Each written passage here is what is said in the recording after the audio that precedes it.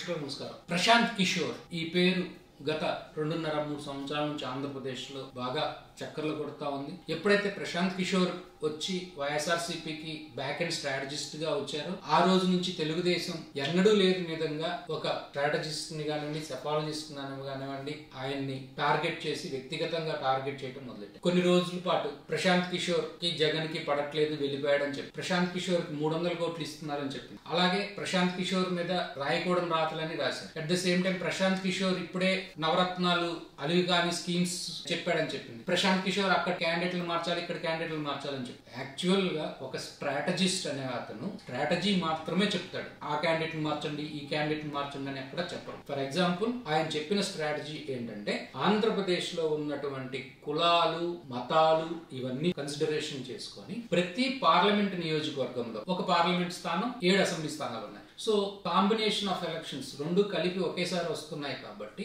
7 + 1 8 స్థానాలు ఉంటాయి. ఈ 8 స్థానాల్లో ఖచ్చితంగా ఒకటి బీసీ, ఒకటి మహిళకి ఇవ్వాలి అని చెప్పి అనుకోవచ్చు. ఇందులో అదే స్థానం బీసీకి ప్లస్ మహిళకి ఇవ్వచ్చు, లేదా మహిళకి వేరే స్థానం ఇవ్వచ్చు, బీసీకి వేరే స్థానం ఇవ్వచ్చు. సో ఈ కాంబినేషన్ ప్రకారమే వర్కౌట్ చేస్తే ఒక ఓటర్ పోలరైజేషన్ అవుతుంది.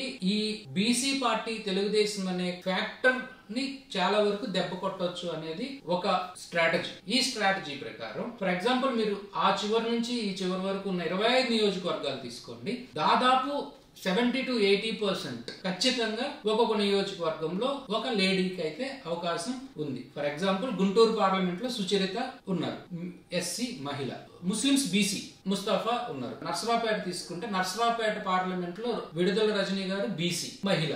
అలాగే ఫర్ ఎగ్జాంపుల్ అనంతపూర్ తీసుకుంటే సింగనమల లేడీకి ఇచ్చారు. కళ్యాణ్ దుర్గం కూడా ఇన్ఛార్జ్ గా ప్రస్తుతం లేడీ ఉన్నారు, ఆవిడ కురుబా బీసీ మహిళ. పార్లమెంట్ కి మళ్ళీ బీసీకి ఇచ్చారు. సో ఇట్లా వేరియస్ కాంబినేషన్స్ జరుగుతూ ఉన్నాయి. సో దీనికి ఫుల్ ఫ్లెడ్జెడ్ ఫార్ములా వచ్చేటప్పటికి అన్ని చోట్ల 100% అలా జరిగిపోద్దని చెప్పలేం, కానీ జరిగే అవకాశం ఖచ్చితంగా తీసుకుంటారు. ఏది ఈ స్ట్రాటజీ వర్కౌట్ అవ్వాలంటే. అట్లాగే తెలుగుదేశం కి ఓట్ బ్యాంక్ గా ఉన్నటువంటి కొన్ని కులాలు లైక్ యాదవ్ కులం, లైక్ గౌడాస్, లైక్ రజకులు, వీళ్ళంతా కూడా solid supporters of Telugu Desam. So వీళ్ళకి ఏ విధంగా మనం తెలుగుదేశం గత 4 సంవత్సరాలు కానివ్వండి, లేకపోతే చంద్రబాబు నాయుడు గారు గత 9 సంవత్సరాలు ముఖ్యమంత్రిగా ఉన్నప్పుడు కానీ చేయలేనివి మనం ఏం చేసాం రాజశేఖర రెడ్డి గారి పీరియడ్ లో అనేది హైలైట్ చేసుకుంటా వచ్చి ఆ కమ్యూనిటీస్ కి దగ్గర అవటం వలన కొంత పర్సంటేజ్, నేను తెల్లారిపాటికి మొత్తం మారిపోయిందని చెప్పను, ఎస్ దేర్ ఇస్ చేంజ్. ఖచ్చితంగా యాదవ్ కమ్యూనిటీలో, బీసీలో అత్యధికంగా ఉండేది యాదవ్ కమ్యూనిటీలో ఖచ్చితంగా దేర్ ఇస్ చేంజ్. అలాగే కొన్ని కమ్యూనిటీస్ లో చేంజ్ వచ్చింది. ఈ చేంజ్ రావటం వలన డెఫినెట్ గా టీడీపీకి, వైఎస్ఆర్సీపీకి డిఫరెన్స్ పెరిగింది. ఇది ఒక స్ట్రాటజీ. అలాగే బీజేపీని, పవన్ కళ్యాణ్ ని దూరంగా పెట్టడం కూడా తెలుగుదేశం నుంచి అదొక స్ట్రాటజీ. సో ఆ స్ట్రాటజీ ప్రకారం ఎప్పుడైతే జగన్ గారు అవిశ్వాస తీర్మానం పెడుతున్నాము అని చెప్పగానే అది ప్రత్యేక హోదా మీద ఈ రోజు వరకు ఏదైతే 18 జనవరి ఫిబ్రవరి వరకు ప్రత్యేక హోదా బదులు ప్యాకేజీ అని ఆ నిధులు తేలేకపోయిన చంద్రబాబు నాయుడు గారు ఏ రోజైతే మేము అవిశ్వాస తీర్మానం పెడతాము అని వైఎస్ఆర్సీపీ ముందుకెళ్ళిందో ఆ రోజున ట్రాప్ లో పడిపోయారు. ఆ రోజున స్ట్రాటజీ వర్కౌట్ అయింది. దాంతో ఎన్డీఏ నుంచి, కేంద్రంలో మంత్రి పదవుల నుంచి బయటకు రావటం, రాష్ట్రంలో ఉన్న వాళ్ళని పంపించేయటం, తర్వాత ఎన్డీఏ నుంచి బయటకు రావటం అంతా కూడా చంద్రబాబు నాయుడు గారు స్వయంగా చేశారు. At the same time Pawan Kalyan, BJP, TDP వీళ్ళు ముగ్గురు, పవన్ కళ్యాణ్ కూడా టీడీపీకి దూరం అవుతారా, దగ్గర అవుతారా అనేది over a period of time ఇప్పుడు ఇంకా చర్చలు నడుస్తా ఉన్నాయి అంటున్నారు. పవన్ కళ్యాణ్ గారు నేను స్పష్టంగా 175 పోటీ చేస్తాను ఒకసారి, లేదు అని చెప్పి కొన్నిసార్లు చెప్తున్నారు. సో అది ఏం జరుగుతుంది అనేది over a period of time తేలుతుంది. అయితే ఈ బీజేపీ వెళ్ళిపోవటం వలన ఖచ్చితంగా కొంత పర్సంటేజ్ డివైడ్ అయ్యింది. రీసెంట్ గా అది బై గాడ్స్ గ్రేస్ కావచ్చు, లేకపోతే ఏదైనా కావచ్చు, తెలంగాణలో కాంగ్రెస్ తెలుగుదేశం కలిసి ఎలక్షన్ కి వెళ్ళిన తర్వాత ఆంధ్రప్రదేశ్ లో కాంగ్రెస్ తెలుగుదేశం ఆ ఈక్వేషన్ ని ఒప్పుకోవట్లేదనే ప్రచారం జోరు అందుకోవటానికి కూడా కారణం ఈ స్ట్రాటజీస్ లో భాగంగా అయి ఉండొచ్చు, కాకపోవచ్చు. బట్ స్టిల్ తెలుగుదేశం అంటే కొంచెం దూరం పెడతా ఉన్నారు. సో చంద్రబాబు నాయుడు గారు ఇవాళ as of now Telugu Desam Congress కి విడివిడిగానే పోటీ అంటున్నారు. మళ్ళీ ముసుగులో పోటీ చేస్తారా, ఎలా చేస్తారనేది తర్వాత. ఇంకా కొన్ని స్ట్రాటజీస్ లైక్ నవరత్నాలను ముందుగానే తీసుకెళ్తారు. ఈ నవరత్నాలు ముందుగా తీసుకెళ్ళినప్పుడు అనేక విమర్శలు వచ్చినాయి. దీనికి పకడ్బందీగా కారణం ఏంటంటే జగన్మోహన్ రెడ్డి పాదయాత్ర స్టార్ట్ చేస్తున్నప్పుడు ప్రజల్లోకి ఏమి తీసుకొని వెళ్తారు, what is the agenda you have, నువ్వేం మాట్లాడాలి. So you should have some base. ఏదైనా ఒక సమస్య, ఏదైనా రాజశేఖర రెడ్డి గారి పాదయాత్రకు వెళ్ళారంటే రాజశేఖర రెడ్డి గారు ఆ రోజు చెప్పిన నినాదం రైతులు కష్టాల్లో ఉన్నారు, నేను రైతుల కోసం ఏదైనా చేస్తాను, ఉచిత విద్యుత్తు లేకపోతే 2 రూపాయలకే బియ్యం ఇస్తానని పేద వర్గాలను ఆకట్టారు. ఆ రోజు ఉన్న కరువు పరిస్థితుల దృష్ట్యా అది సక్సెస్ అయ్యింది. At the same time Chandrababu Naidu గారు వస్తున్న నీకోసం పాదయాత్ర స్టార్ట్ చేసినప్పుడు చంద్రబాబు నాయుడు గారు కూడా రుణమాఫీ అనే స్లోగన్ ఎత్తుకొని 1.5 year ముందు వెళ్ళారు.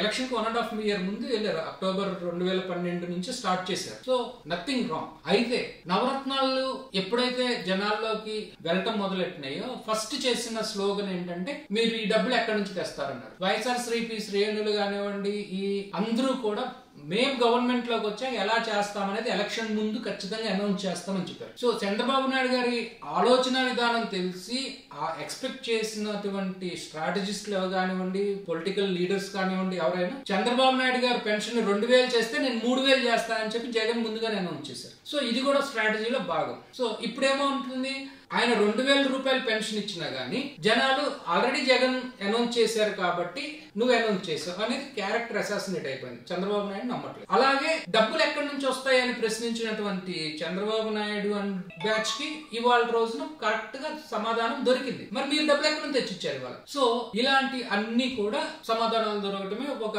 స్ట్రాటజిస్ట్ కానివ్వండి, ఒక పొలిటికల్ విధానం. సో వైఎస్ఆర్సీపీలో స్ట్రాటజిస్టులు లేరని కాదు, కానీ ఒక బ్యాక్ అండ్ టీమ్ ఎప్పటికప్పుడు రీసెర్చ్ చేసి ఒక ఫీడ్బ్యాక్ కంటిన్యూస్ గా ఇస్తున్నప్పుడు ఆ ఫీడ్బ్యాక్ ని, ఆ ఉన్న డేటాని ఎలా యూజ్ చేసుకొని ముందుకెళ్తాం అనేది ఈ ప్రశాంత్ కిషోర్ చేసే స్ట్రాటజీ. సో మధ్యలో సడన్ గా బీహార్ ఎలక్షన్ లో నేను పోటీ చేస్తున్నాను అని చెప్పి ప్రశాంత్ కిషోర్ ఎప్పుడైతే అనౌన్స్ చేశారో ఆ రోజున తెలుగుదేశం మొత్తం ప్రశాంత్ కిషోర్ జగన్ కి హ్యాండ్ ఇచ్చి వెళ్ళిపోయాడు అన్నారు. మరి ఇవాళ రోజున మరి మాట్లాడారు. సో ఇవన్నీ బ్యాక్ ఎండ్ లో ఏంటంటే ఎవరైనా ఒక డిపార్ట్మెంట్ హెడ్ కానివ్వండి, లేకపోతే ఒక కంపెనీ హెడ్ గాని ఉన్నారంటే ఆయన ఒక పని చేస్తున్నారంటే ఆయన 24 గంటలు జగన్ వెనకో లేకపోతే మన వెనకో ఉండి 24 గంటలు చేయరు. వాళ్ళ టీం పని చేస్తుంటది. ఏదైతే ఆ టీం ఇచ్చిన రిపోర్ట్స్ ఉంటాయో ఆ రిపోర్ట్స్ ని అనలైజ్ చేసుకొని ఆ రిపోర్ట్స్ ని ఫీడ్బ్యాక్ తీసుకొని చర్చిస్తారు. అంతేగాని దాని మీద at the same time give and take, ఆయన దగ్గర ఏం డౌట్స్ ఉన్నాయి ఇలా గివ్ అండ్ టేక్ మీద ముందుకెళ్తూ చేస్తారు. సో ఇవన్నీ కూడా ఒక స్ట్రాటజీ తోటి ముందుకెళ్తున్నారు. Let us see how it works out. Thank you.